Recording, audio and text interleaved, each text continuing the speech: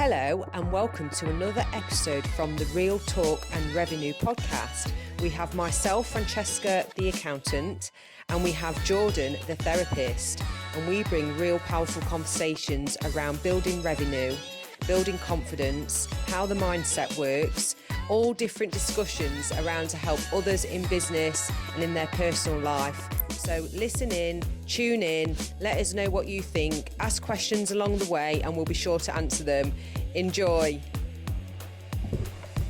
Hello and welcome to another episode. So we are on, to let Bella know, episode 38. This is about the toxic people. Toxic people. Toxic people are no good. But, toxic people.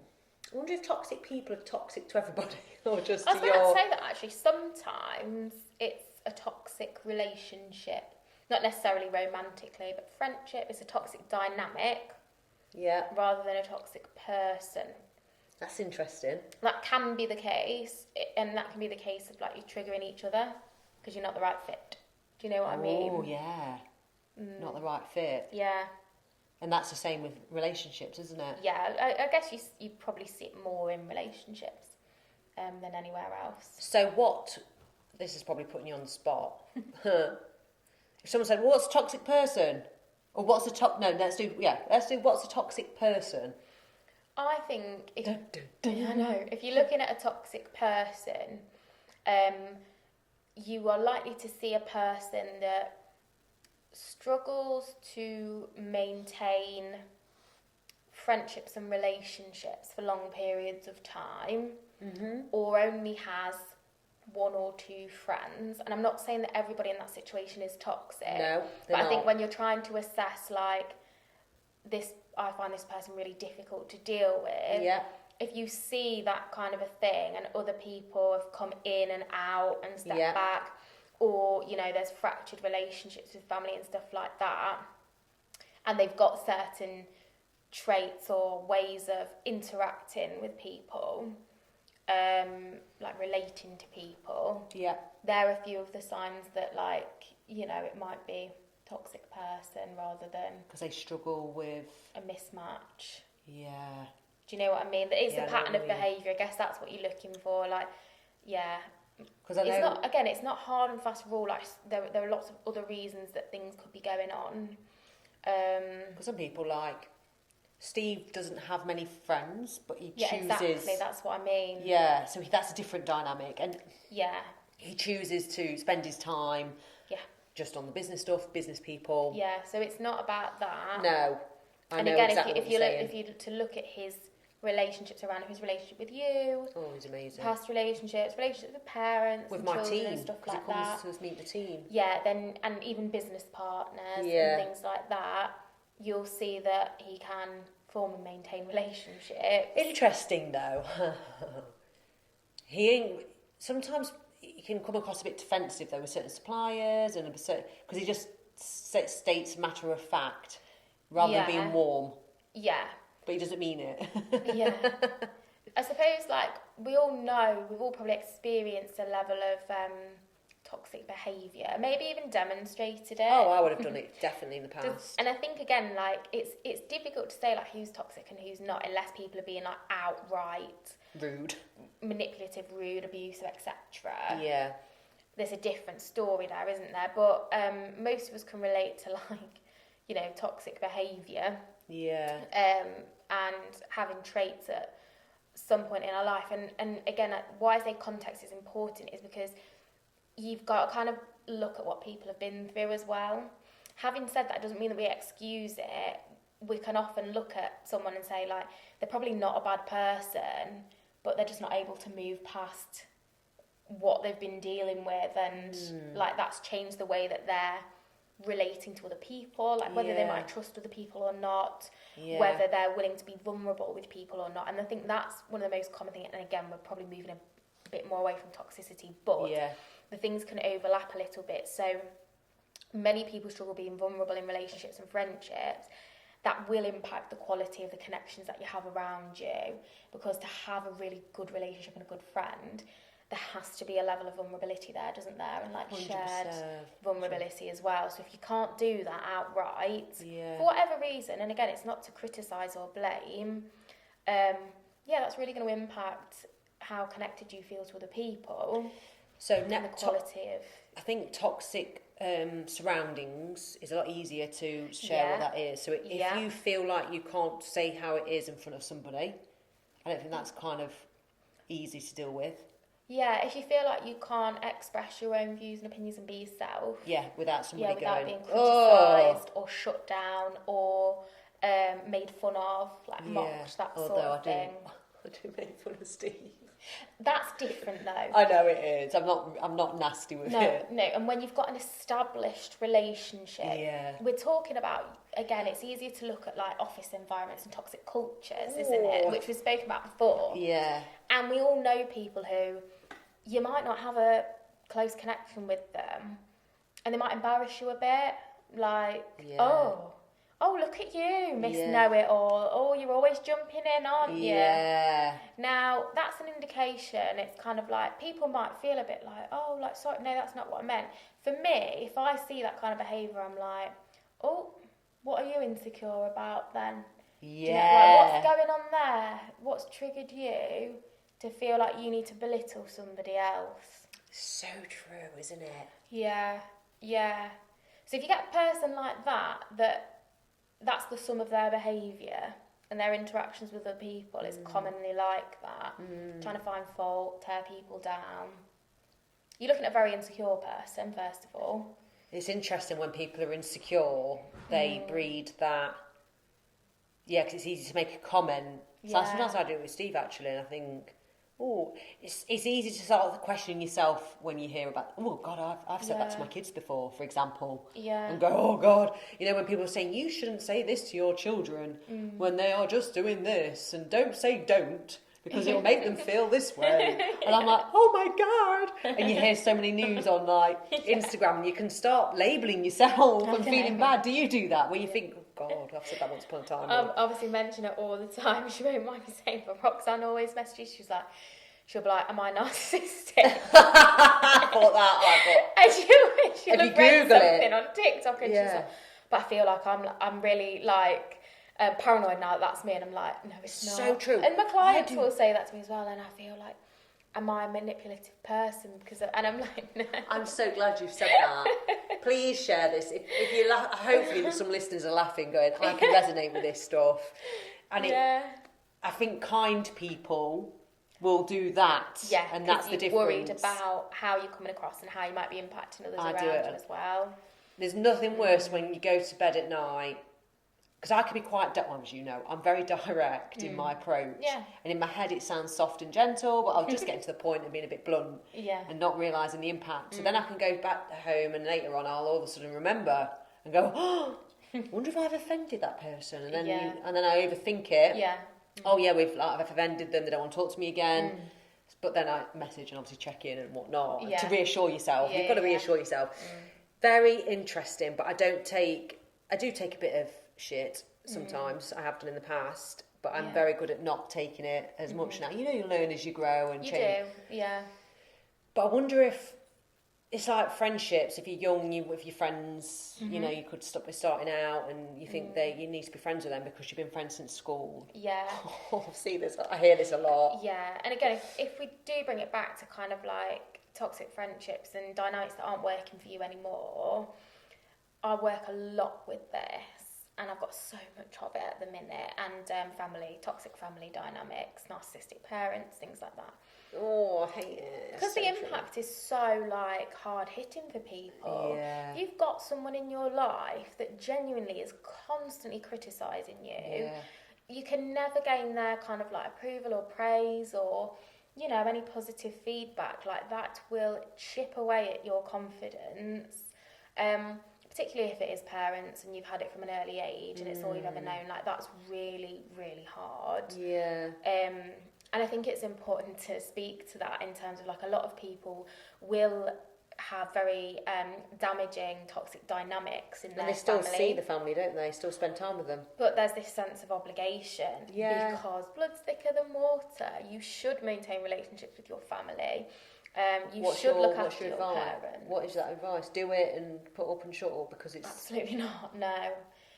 I think if you wouldn't tolerate it in a friend, you need to start to think about how you might be able to gain some distance at the very least in that relationship. Love that. Absolutely love that. Just boundaries. And I think people get put off by boundaries because they think, again, it's assertive, it's like hard boundaries, having to sit someone down and go, like, I'm not doing this anymore. And it doesn't have to be that. It can be something as simple as, I'm not going to pick up every phone call anymore.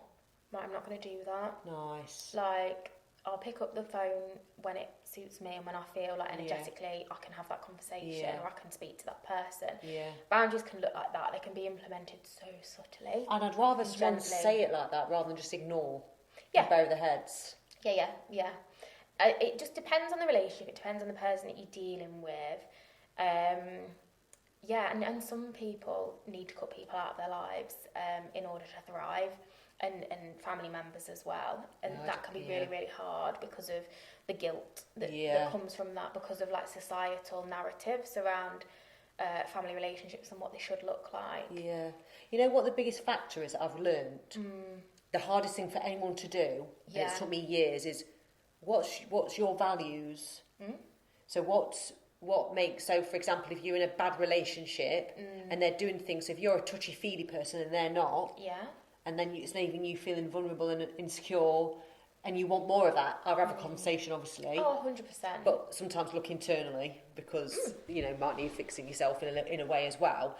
And I'm a big believer in, if a relationship does go south, and they are toxic to you, and you say, well, it's all their fault, actually, try and nurture yourself that it's not necessarily just their fault. Yeah, and again, that's not to say, like, it's something you're doing wrong. No. What you're speaking to is like sometimes we get a mismatch in values and expectations of a relationship or a friendship or a workplace, whatever it might be, and like you say, it's not necessarily looking inward as to say like, oh, it's me, I'm not good enough, I need to just accept it. It might be a case of like, maybe this isn't a relationship for me and I need to take responsibility for my unmet needs and what I want in a relationship, and perhaps remove myself from it or think about that. And it's not an easy thing to do, no, but it's so worth it when you've done it. Yeah, or if it's not as, extreme as that, like you say, it's communication and it's being like, actually, for me, I think I really need more of this now. And you can have the same conversation in friendships and with family members as well. Like, I don't like it when you say those things to me, like it makes me feel really like this, or I could just really do with a bit more encouragement from you at times. Like, to know that you are proud of me, like, I know you think I should implicitly know that, but I don't. So if you could just sometimes let me know, like if you are, that'd be great. Like, That is so true, isn't it? A lot of people get that. I'm proud of you. Of course you know. I don't need to say it. No, you need to say it, and it's the same at work. And I need to learn to do more of that, because I find that hard to be open like that in a way. I do it, but I find it uncomfortable. I have to force myself to say the words, even though I am really proud of people. I don't know why, but I find that quite uncomfortable. And I think it can be uncomfortable if it hasn't been modelled to us and it hasn't been the norm. Potentially, so if you've worked, in like corporate environments where it's not given. Oh, it was never given. Routinely, it's just like it's expected, and I'll keep pushing you so you do better. Yeah. But of course, you're doing well because objectively you're doing well. It's like, no, it is. It's that nurturing, isn't it? And I think we're uncomfortable with it because it's like, oh, it's a bit like, oh, it's a bit icky, it's a bit this or that. But I go out of my way to do it, like with people, with like clients, in a non-patronising way. Like with Rizeki, who's doing my social media, I'm like, thank you so much for everything you're doing. Like, really appreciate the work that you're doing. That's such a good feel-good factor, isn't it? Like, it's just about knowledge, like what people are doing, and like that you do value their support. Do you know what I mean? Yeah, that's why I love my one-on-ones with the team. Yeah. Doing that. I find that really uncomfortable, as will they. Yeah. We talk about development and how I can help them and how I can help make the business better, and is there anything I'm missing? Yeah. And it's uncomfortable. So you feel open to potential like criticism and judgment, and so do they. I'm open. I get that a lot, and I don't handle things great all the time. No. But I mean it with good intention. I'm not saying... To be fair, I'd like to think if anyone stuck a microphone in front of the team's faces and gone, what's your boss like? Although I'm not a boss, that's a disgusting word. I hate saying that word. I don't like the word term boss. none of them come with that. We're all on the same level. But because it's funny, because one of our newest team members, bless her, was telling this guy that she knows, oh, my boss does high rocks. And when she relayed it to me, I was like, oh, Nancy, I can't deal. But she was so sweet. Honestly, it's and it's also normal to her. It is normal. It's true. No, but again, it's funny how like we feel in relation to like language and the different words that are used. And like I'll say a word. Me and Leslie have this when we're looking at retreat. She hates like healing. She hates that. Like she's like, oh, and I'm like, no. Sometimes there's no other word for it, and that's the word that needs to be used. But yeah, some of us like and dislike different terms and phrases. Oh, the boss, like, and she was doing nothing wrong. It was perfectly. She said the right thing. I suppose I don't see myself as that. It doesn't fit with like perhaps like the non-hierarchical kind of environment you want to. I want that. That you're so nurturing, like where people feel like safe and. Yeah, I want people to have safe spaces, be able to say it how it is. Yeah. You've got to see. There's a fine line of like slagging someone off. Me and June spoke about this before, but and being what's the word? Just having a bit of a not a moan. I hate the term moan as well, but a little bit of a rant. Yeah. About it becoming toxic. Yeah, You've got to be. There's a fine line, especially in business and offices and corporate and. Well, corporate is completely different, I think. But I do find it very interesting about the toxic environments. Yeah. There are toxic people, but I don't necessarily think they're toxic for everybody. Potentially, No, and that's true. That is true. Like, it's true most of the time, I would say. Because again, you're just looking. Maybe there's people out of alignment with your values and the way you like to operate, and there'll be people that are operating in a similar way to them, and that's fine. What's one of your biggest values then? What you love about anybody around you then?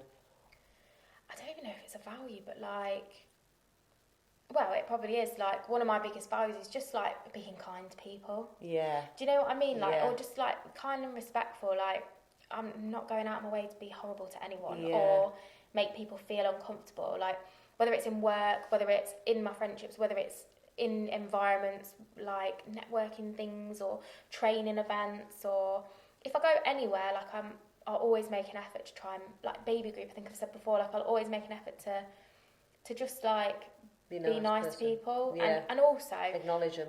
Like I say this all the time, but like authenticity in life and in business. Icky word is icky word. I love it.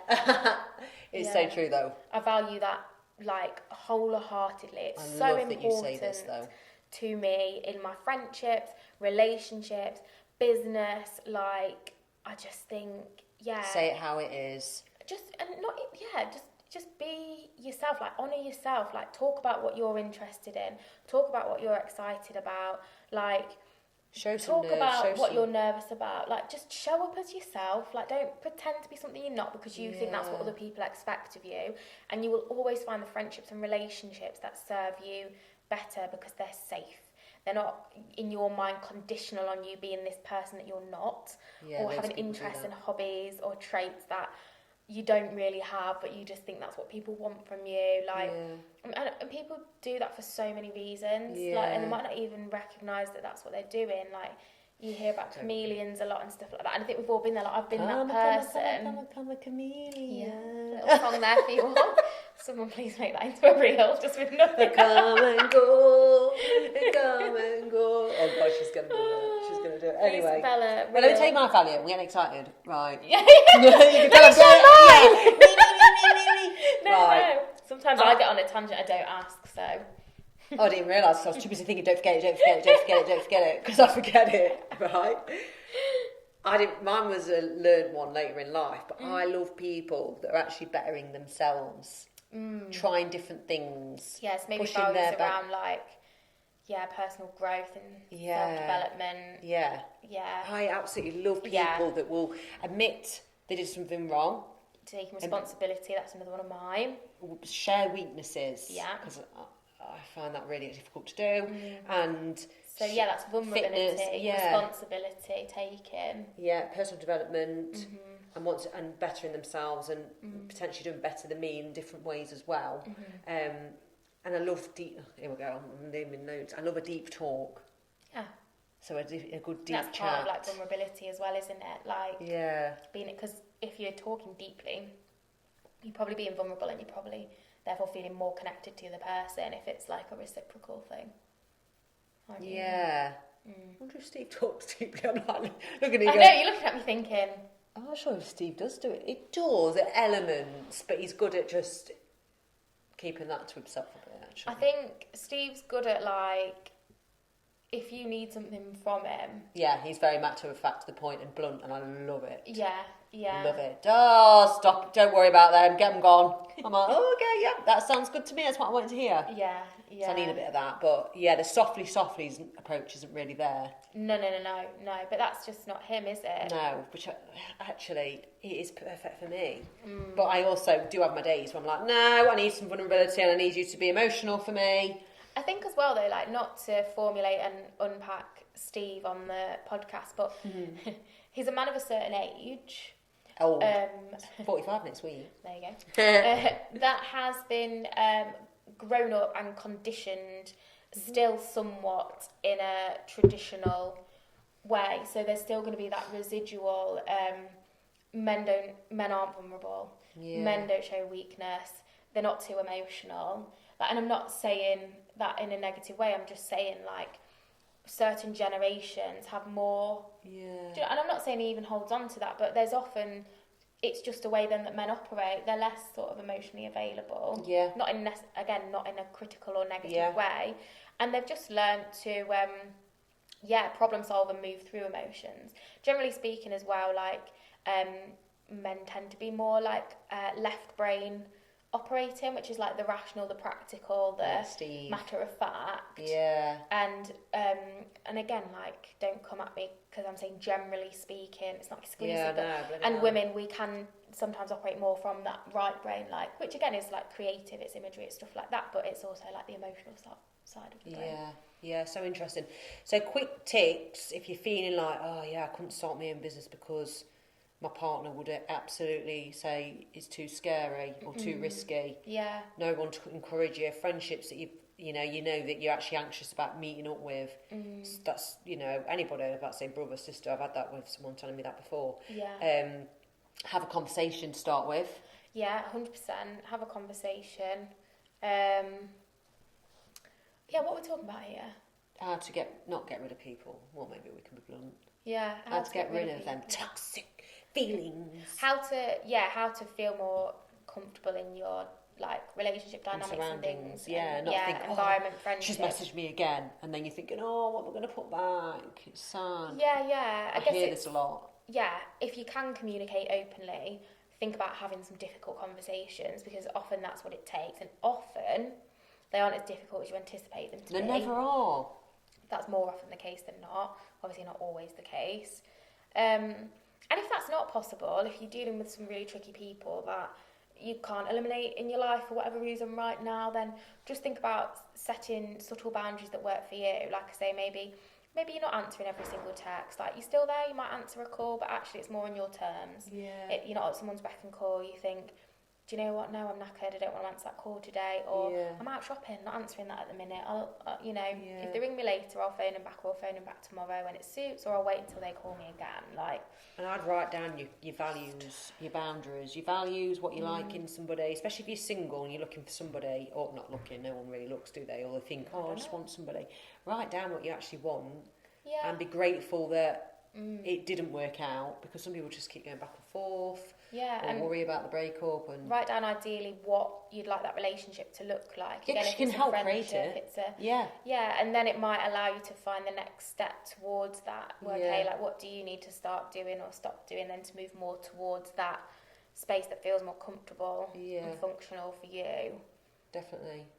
Do you know Bella's done a blooper for that coffee spill? Oh no! And you know what got it out? If those that listen to the coffee episode that I spilt my drink. Micellar water. Someone, my friend Louise said, why don't you use micellar water? It seems to get out, and it did. Wow. Yes, that's good. Apart from the laces, I didn't really try on the laces, because that's horrible. You can wash your laces, though. Yeah, I couldn't be bothered. But I found these. So I bought these last year and found them in the cupboard. They're nice. Yeah, little vans, quite comfy. Anyway, I hope that's helped. We like to go off tangents, don't we? Talk about trainers, tires, and whatever else. But no, thank you as always for tuning in. And please send us questions. Yeah, I'd like to answer some questions. You can remain anonymous. Just yeah, we won't have to share anything. If you want us, you've got a burning thing that's been a niggle. If you want a bit of advice or about revenue, growth, personal development, anything, we love send it. us a little question. Yes. Thank you. Bye. Bye.